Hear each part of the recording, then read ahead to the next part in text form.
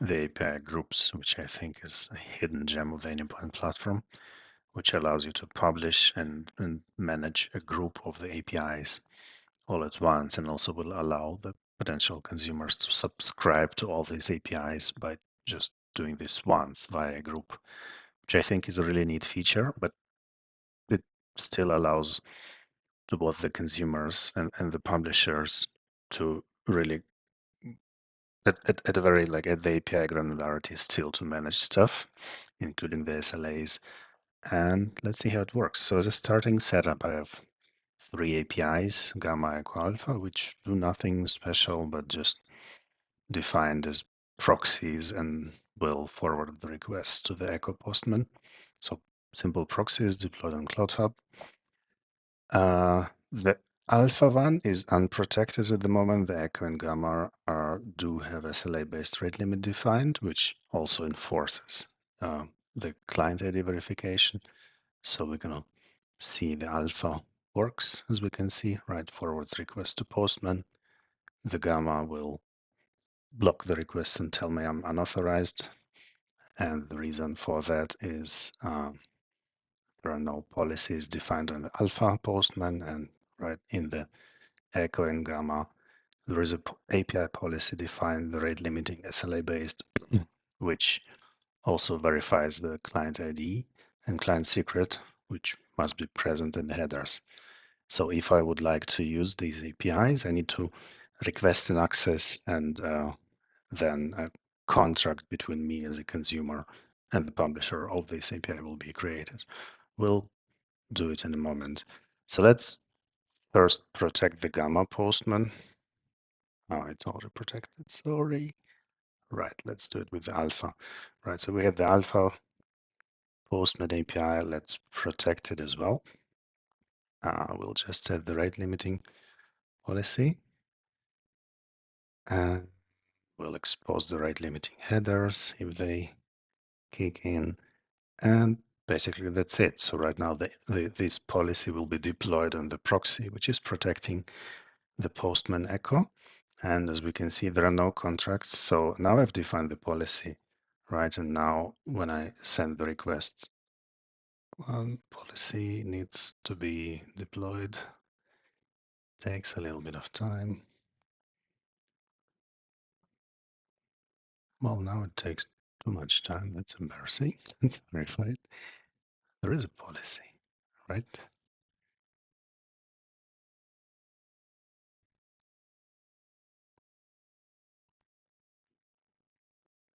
Okay. It took some time to deploy the policy, maybe because I'm on a free tier, so right, it takes time till things apply. But now the policy is there.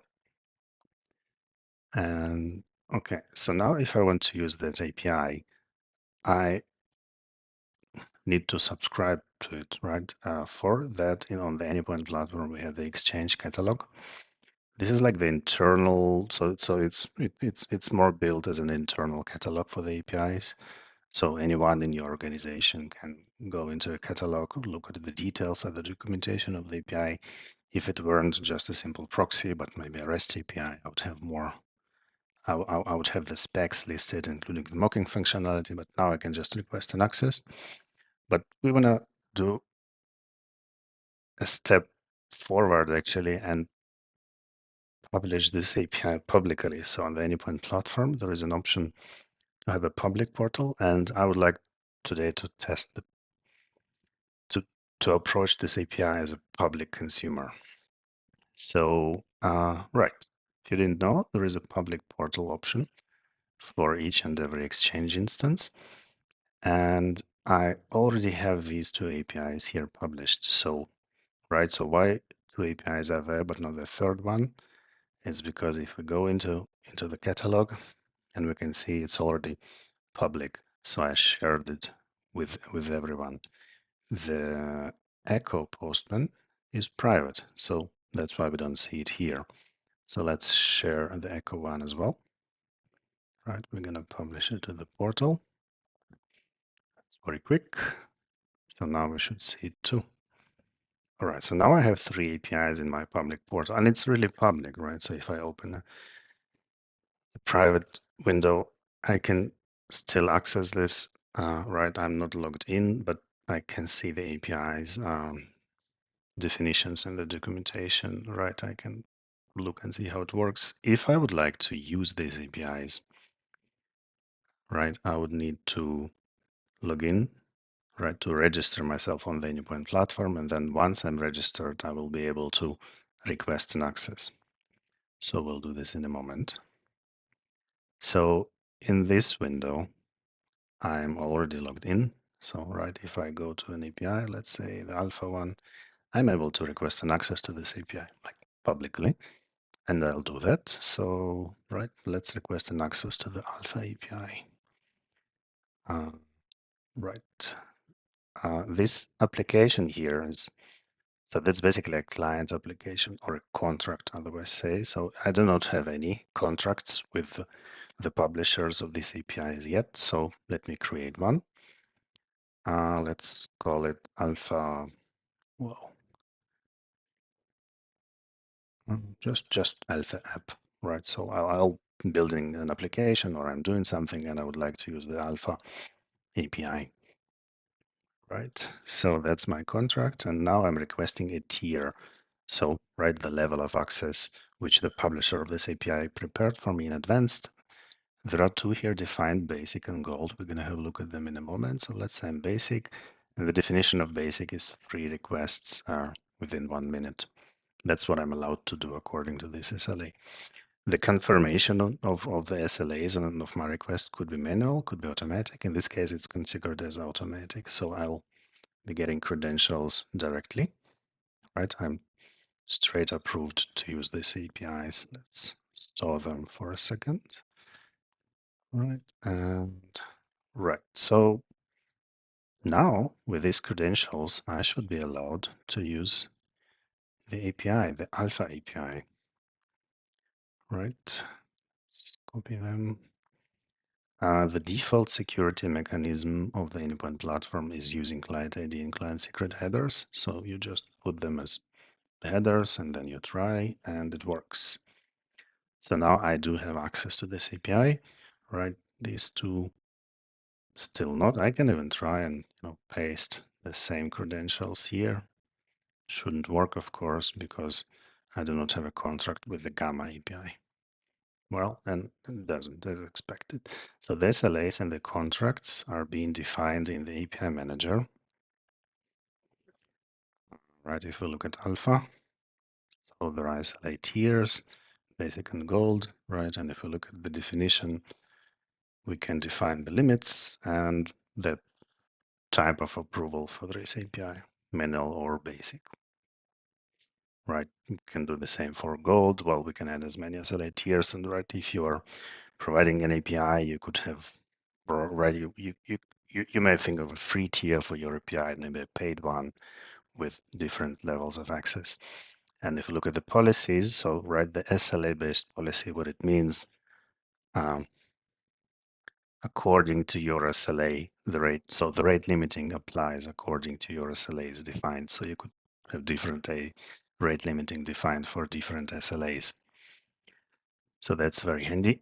All right, so now as a user, right, I'm using the Alpha API, and let's say for my project, I also need access to the Gamma API.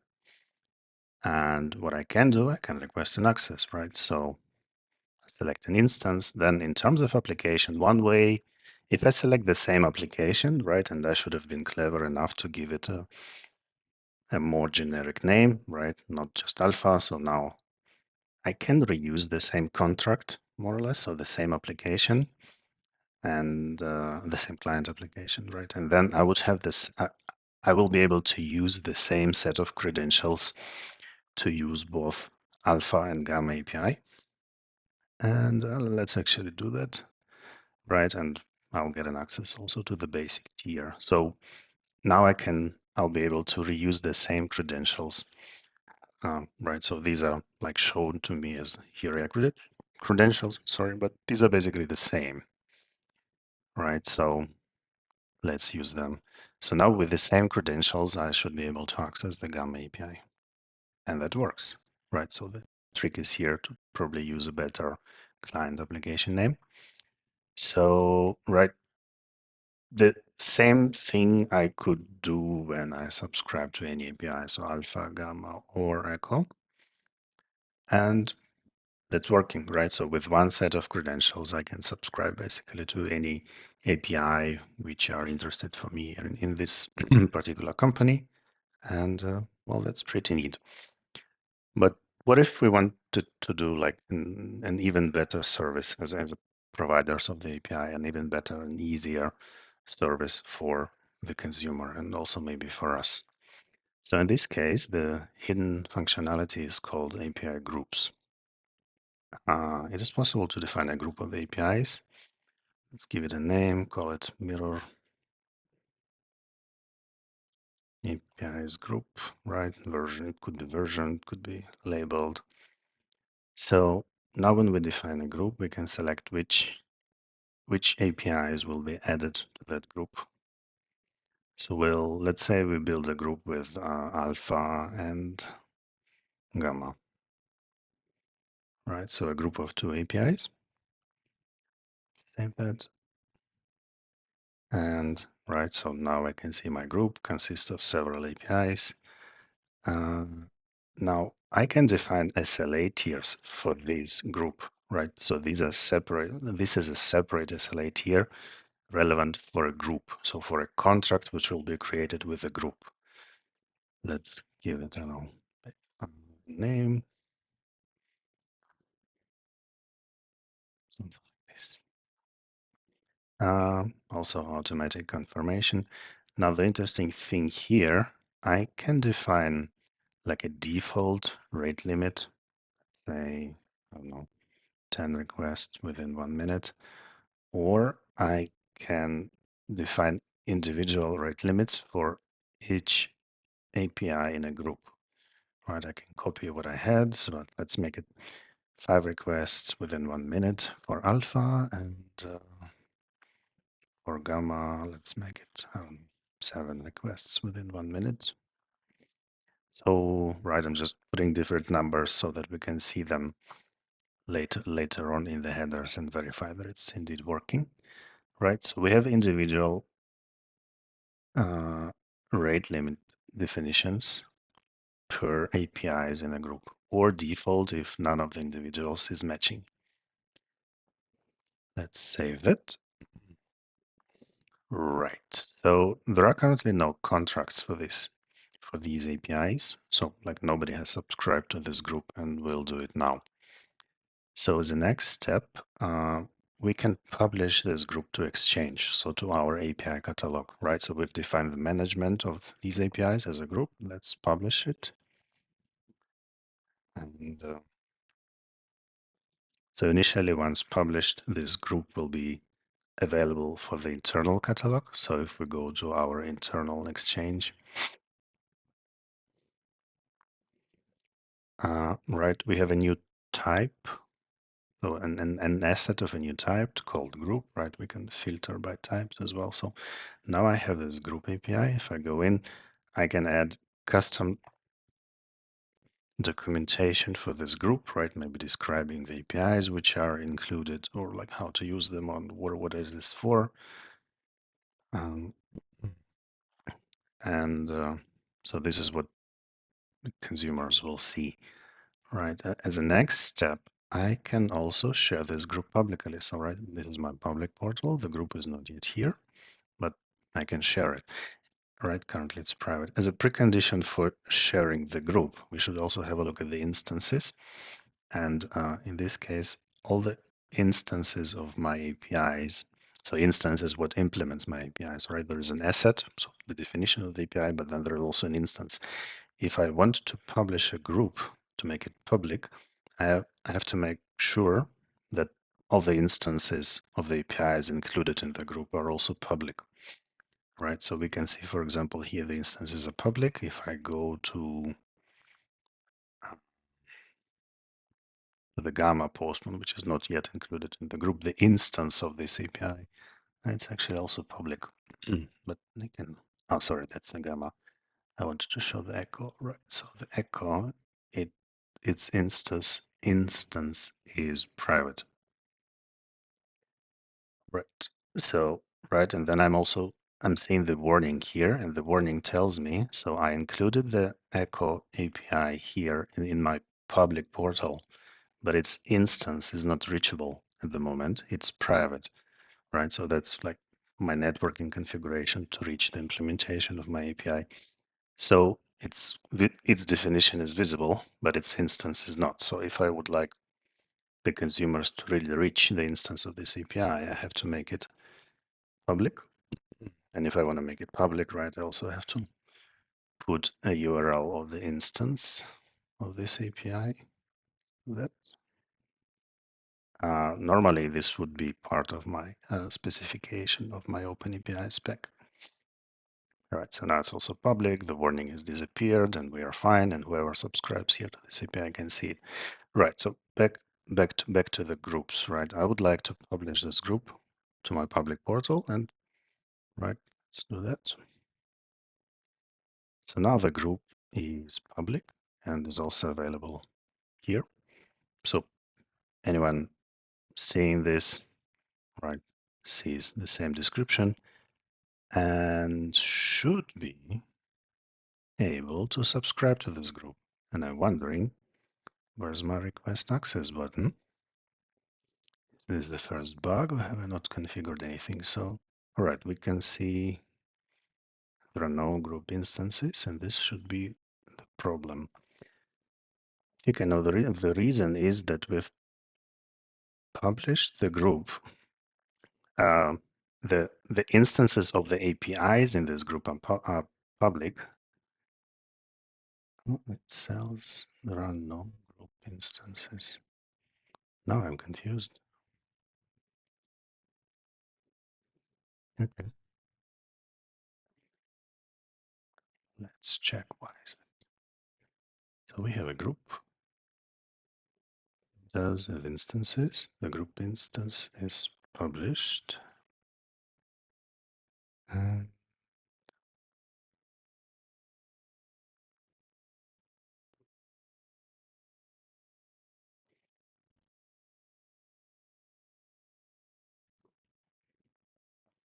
maybe resave that. So back to the group.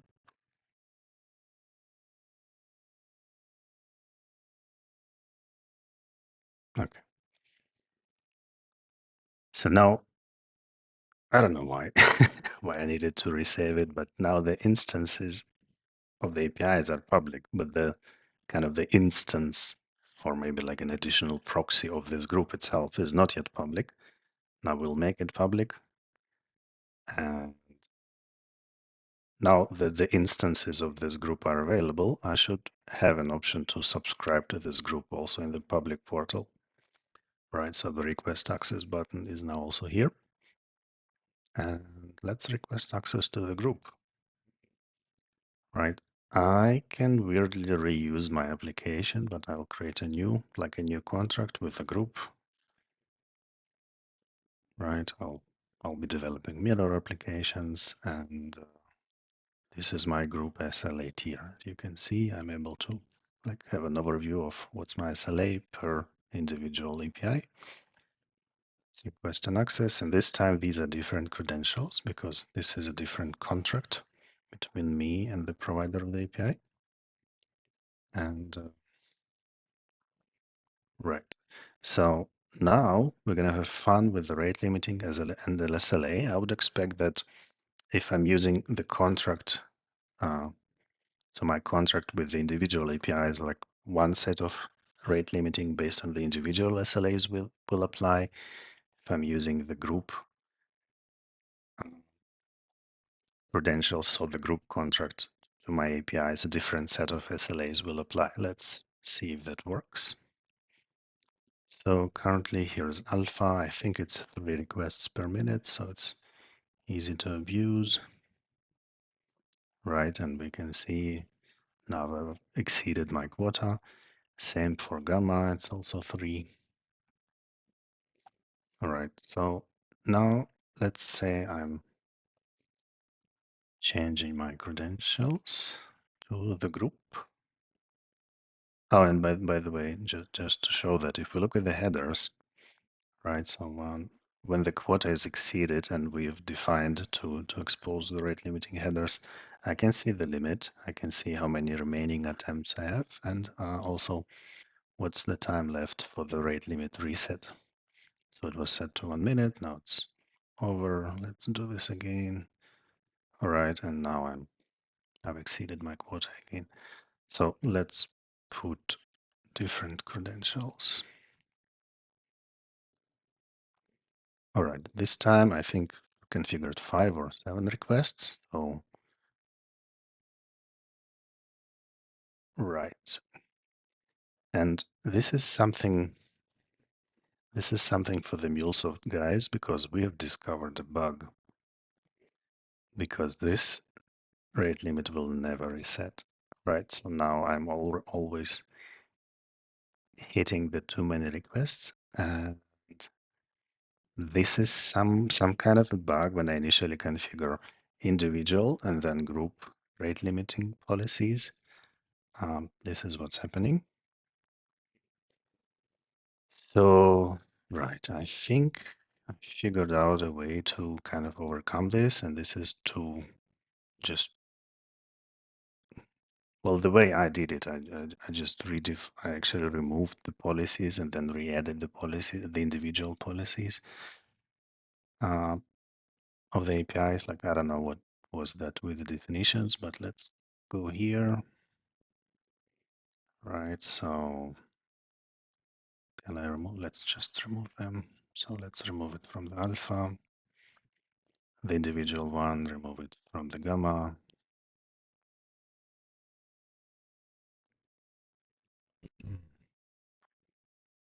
So now when we have no SLA rate limiting policies, right, there is nothing verifying how many requests I'm doing as a consumer. So my request should just go through and right, I can do as many as I want. Nothing is stopping and verifying the requests. So let's re-add the policies now.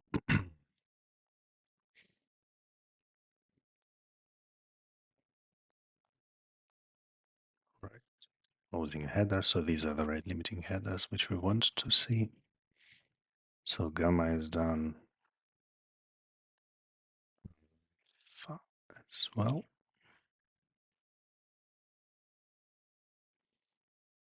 Right, so now we have redefined our rate. Oh, wanted the headers. Right, so it will take some seconds to apply the policies. Now that we have redefined them, I think this will fix that SLA limits bug for the group. I'm not sure. Let's see. But just to be sure, I will also update so the SLA limits here in the group. Let's put it to 7 and 9. Just because I think redefining them somehow fixes that issue. I don't know why, but it does. Right, so now we have to wait a little bit, or before we actually, while we're waiting, I think here the original rate limiting of 3 should apply now again. So 1, 2, 3, right? Then we can see it's 3 again within a minute. And now let's check the group once again. So these are the group credentials, the CE4D, right? Let's verify. Yeah. And here I expect 7 requests. Okay, so it's working. 1, 2, 3, 4, 5. And right, so now it's working. This has fixed that bug for some reason. Probably the policies had to be redefined. So now we can see, so this is the alpha API with the group credentials. I have a rate limit of 7. And right, if I'm now, let's say this is gamma, these are individual credentials, like with my individual contract, I have rate limit of 3. Let's see that again, it's 3. If I copy now the group credentials and use them with gamma, uh, right, the rate limit should change to 7 because it's a different contract. So let's abuse it. Right, I'm already hitting more than 3. All right, sorry, it was right. It was 9, of course. It wasn't 7. Right. So as we can see, this is working. And let's recap it again. What we've done. Um, so the Anypoint platform allows us to create groups of APIs,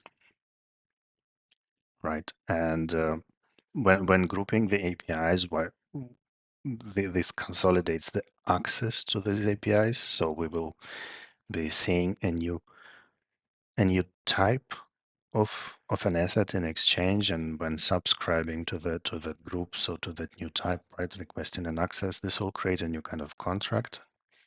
And within the group, we could still have SLAs, and within these SLAs, we would have individual rate limiting for the APIs. So that means as a consumer, I don't have now to subscribe individually to the APIs, but I can subscribe only once to to a set of pre-selected pre-group APIs by the provider, right? So if my use case tells me, I don't know, maybe I have a marketplace, and within the marketplace, I would have several APIs which are like logically bundled for a customer, like for a consumer, and then he will need to use them all, right? Instead of telling the consumer, yeah, you need to subscribe to 1, 2, 3, 4, 5 APIs, right?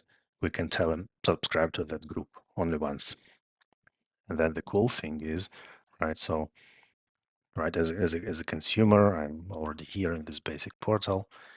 Uh, if I look, so right, if I look at my applications, so these are the contracts or the client applications which we created, right? So this is the group.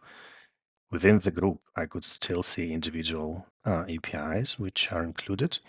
And when I click on them, right, I can see like some usage data. It's basic, but it's still neat, right? So alpha, gamma, or both together, or just one of them. So this is a very nice feature. And also the same for my individual contracts. So this is the client app, and as you remember, we used that client app also to subscribe to two applications, but these are the different credentials. So this is the different contract to the individual APIs, and this is a group contract. Um, right. So I hope that sheds some light on this new feature. Well, it's not new, but it's somehow underexposed. I don't know many people who are using it, but I find it really nice and useful, like in terms of publishing and giving access to like predefined group. It should ease work with your API products and potential clients. Right. Hope that was helpful. Enjoy.